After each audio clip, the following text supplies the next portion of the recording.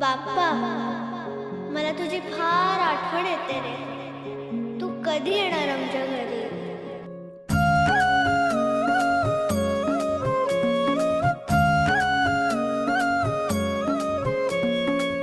देवा तुझ्याच साठी उघडून दार, वाट पाहून झाली फार. चिंता हरून देवा थकला असणार, दे माझ्या खांद्यावर भार.